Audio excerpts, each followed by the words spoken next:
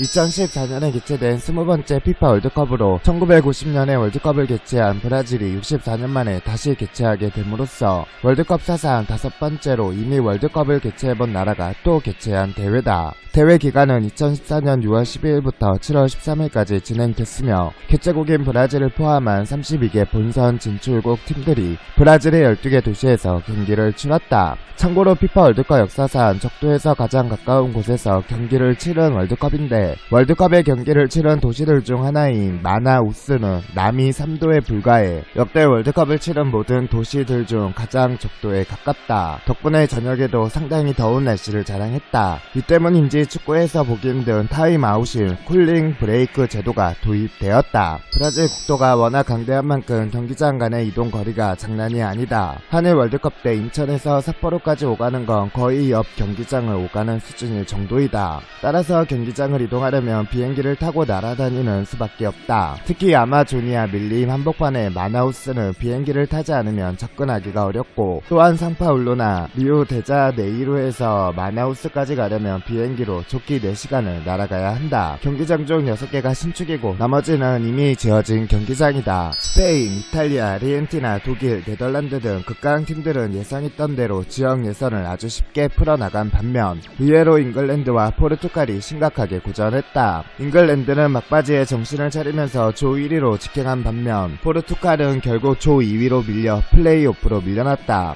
다만 프랑스의 경우는 톱시드에서 잘리고 스페인과 같은 조가 된 어쩔 수 없는 상황 때문에 플레이오프로 밀렸다. 그러고도 4번 시드에서 마저 잘리는 바람에 특별 시드로 분류되었다. 반면 보스니아 헤르체고비나는 프랑스와는 정반대로 자기 조에 극강팀이 없어서 쉽게 본선을 직행했다. 막장 치안도 브라질의 골머리를 썩게 만드는 문제로 개최를 1년여 앞둔 2013년 7월 6일에는 아마추어 축구 경기 도중 심판이 판정에 강하게 항의하는 선수를 질러 살해하자 분노한 관중들이 심판을 붙잡아 참수하고 팔다리까지 잘라 죽이는 사건이 일어나기도 했다. 소음이 심했던 부부젤라를 대신한 응원 도구로 카시롤라가 개발됐으나 안전상의 이유로 금지를 먹었다. H조의 대한민국과 벨기에는 1990년 이탈리아 월드컵, 1998년 프랑스 월드컵에 이어 3번째로 만나게 되었다. 1998 월드컵 당시 감독이 경질된 상황에서 부상을 입고도 붕대를 동여매고 경기에 계속된 이임생을 비롯한 선수들의 투혼으로 1대1 무승부를 기록한 경험이 있다. 시간이 흘러서 그 당시 선수로 뛰었던 세대들이 현역에서 대부분은 떼하고 새로운 세대들이 현역으로 뛰게 되는 입장에서 만난지라 선배들의 이루지 못한 승리를 후배 선수들이 그려야 하는 입장이다. 감독인 홍명보와 마르크 빌모츠는 이번 대회에서 신분을 바꿔 리턴 매치를 하게 되었다. 이번에도 1998 월드컵 때처럼 조별리그 마지막 경기에서 격돌을 했다.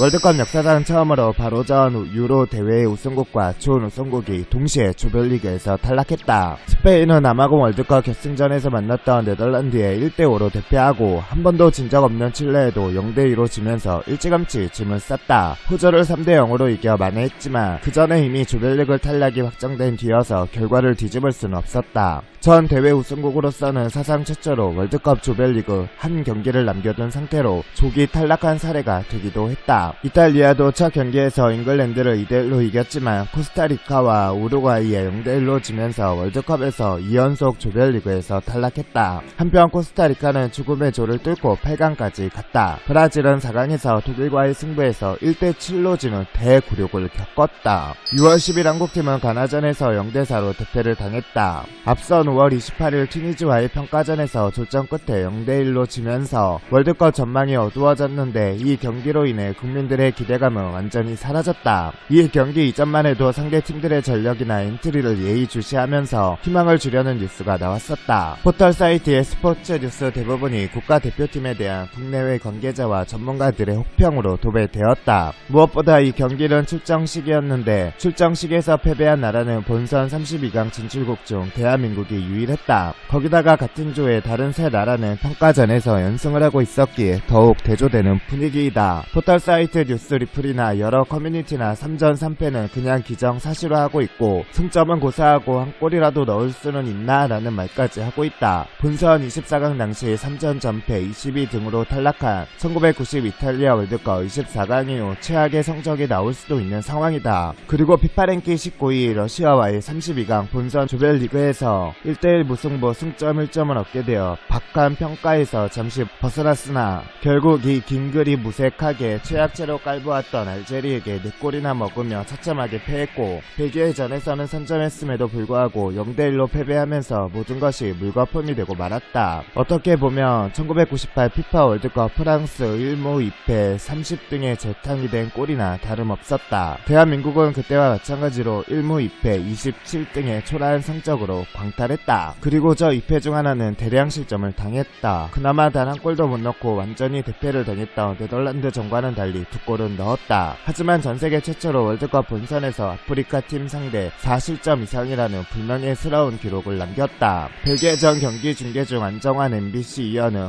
홍명보 선수들의 경기력에 상당히 분노했는지 차마 중계 중에 험한 발언은 못하고 참는 게 시청자들에게 느껴질 정도였다. 중계를 마치면서 송종구, 김성주가 인사할 때도 혼자 눈을 지그시 감고 화를 삭히고 있었다. 그리고 송종국은 그대로 험악하고 무시무시한 표정을 지으며 화를 참고 있는 모습을 보였다. 정기 대회에서 40년 만에 4강을 달성하여 초대 챔피언의 부활을 세계에 선포한 우루과이. 하지만 대회를 앞두고 루이스 수아레스가 훈련 도중 무릎 부상을 입으며 빨간불이 켜졌다. 가뜩이나 접견성도 빡센데 에이스마저 부상이니 그야말로 초비상이었던 상태였다. 결국 그 여파로 1차전 코스타리카에게 1대3으로 지고 위기에 봉착한 우루과이는 2차전 잉글랜드전에서 회복이 덜 된 수아레스를 출전시킬 수밖에 없었다. 그런데 수아레스는 이 어려운 상황에서도 2골을 넣으며 팀의 2대1 승리를 견인하며 조국을 위기에서 구해냈고 더불어 월드컵 무대에서 40년간 유럽팀에게 이기지 못하던 불명예스러운 기록도 마감했다. 마지막 이탈리아전에서는 승리가 아니면 답이 없는 상황에서 디에고 고딘의 골로 1대0으로 이기고 16강에 진출했다. 하지만 여기서 수아레스가 핵이빨을 시전하며 그에 대한 징계로 남은 경기에 출장 금지를 당했고 그리하여 수아레스가 없는 우루과이는 결국 16강에서 콜롬비아에게 0대2로 패배하며 이번 월드컵을 일찍 마감했다. 코스타리카와 마찬가지로 알제리는 대회를 앞두고 그다지 주목받는 팀이 아니었다. 이전 남아공 대회에서는 한 골도 못 넣고 조별리그에서 광탈했던 전적도 있었고 같은 조의 벨기에와 러시아가 상대적으로 주목을 더 많이 받은 탓에 알제리는 한국과 꼴찌 대결이나 할 팀 정도로나 인식되고 있었다. 더불어 2011년부터 알제리 대표팀 감독을 맡은 할리로지치 감독이 알제리 축구협회, 알제리 언론과 사이가 좋지 못했었던 것도 불안 요소. 하지만 할리로지치 감독은 이런 악조건 속에서도 대표팀을 잘 이끌었고 대회전 치른 평가전에서도 좋은 모습을 보여주었다. 덕분에 한국 내에서는 대표팀의 끝 평가전과 맞물려 불안감이 증폭되었다.